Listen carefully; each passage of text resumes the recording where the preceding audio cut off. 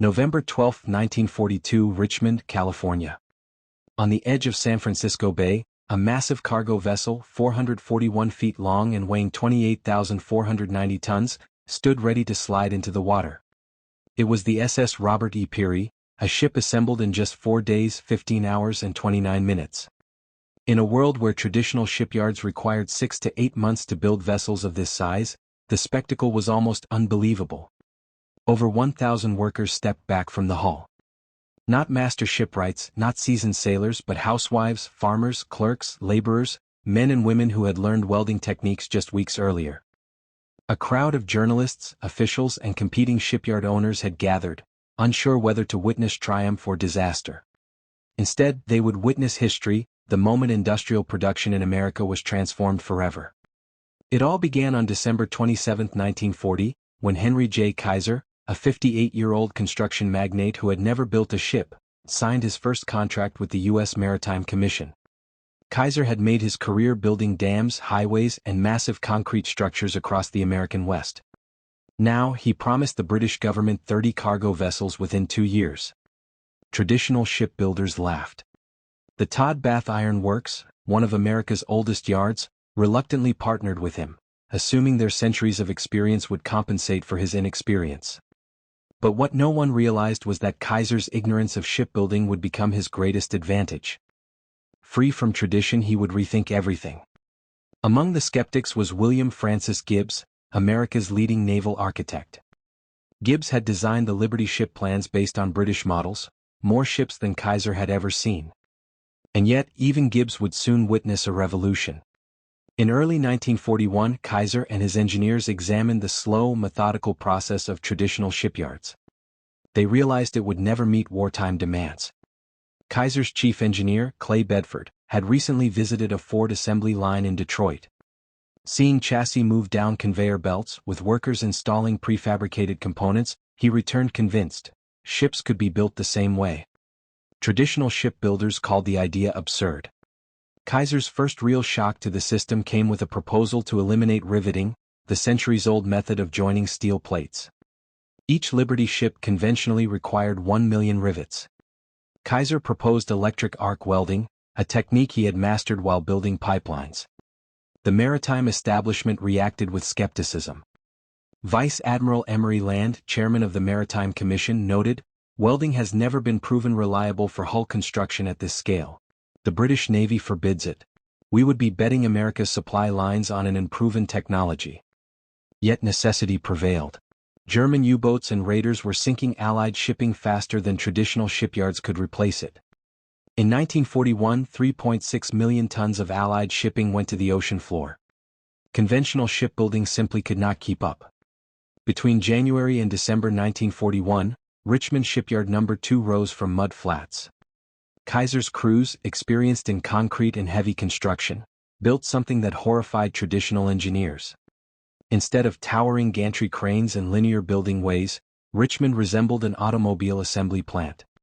Open prefabrication areas surrounded 7 parallel building ways.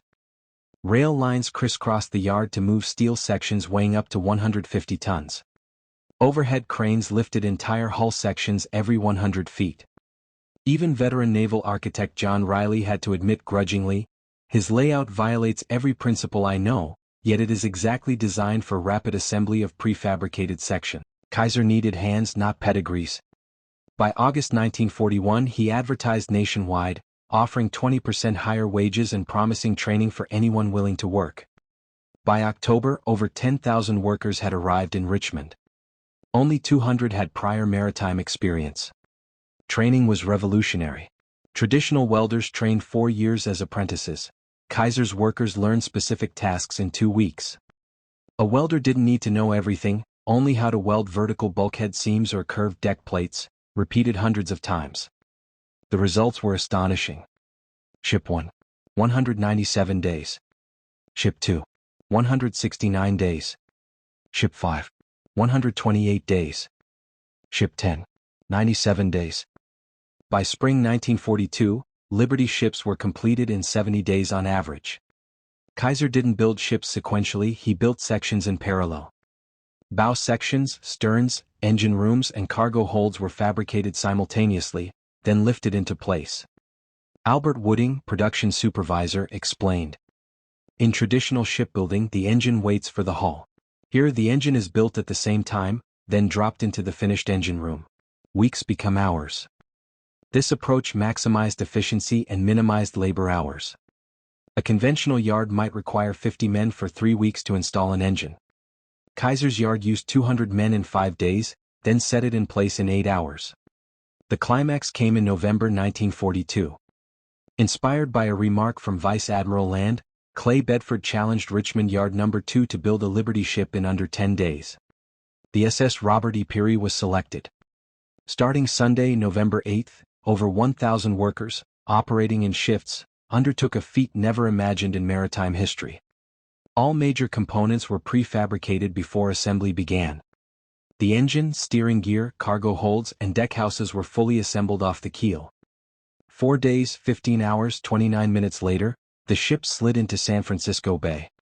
Fully operational. Ready for war.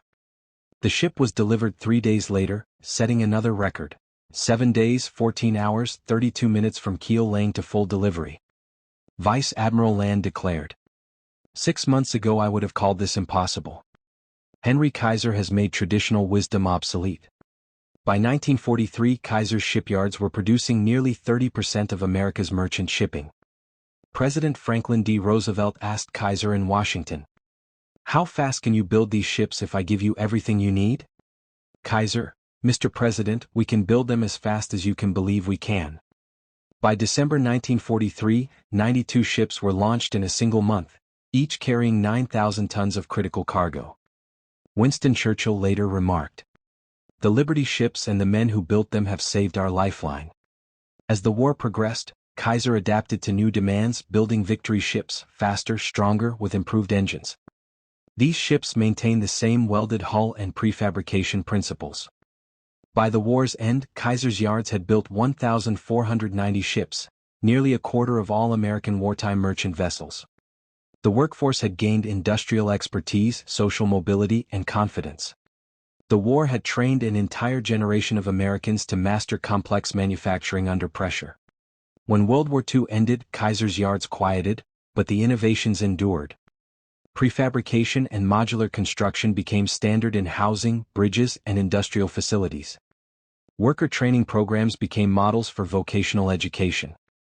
Healthcare systems inspired by Permanente revolutionized employer-based coverage. Some Liberty ships continued in commercial service into the 1970s. Museums preserve a few, including the SS Jeremiah O'Brien in San Francisco and the SS John W. Brown in Baltimore, enduring reminders of what ordinary people could achieve when unshackled from tradition. Kaiser's genius was not steel or welding. It was people. Ordinary men and women learned new skills, worked side by side regardless of gender or race, and proved that human potential expands when given tools, trust, and purpose. The ships carried tanks, jeeps, food, and ammunition, but most importantly, they carried proof that industrial revolutions are possible anywhere. On the Richmond shoreline today, cranes are gone, docks filled in, but the echoes of the Liberty fleet linger. The SS Robert E. Peary, built in less than 5 days, became more than a ship. It became a symbol of possibility, a testament to innovation, faith in people, and the courage to question tradition. Henry Kaiser's vision taught America and the world that ordinary people can achieve the extraordinary when systems empower them and necessity demands it. From December 1940 to September 1945, 2,710 Liberty ships sailed the oceans. Every one was a story of human ingenuity, organization, and relentless drive. And the lesson remains timeless. What is impossible only becomes impossible when we refuse to try.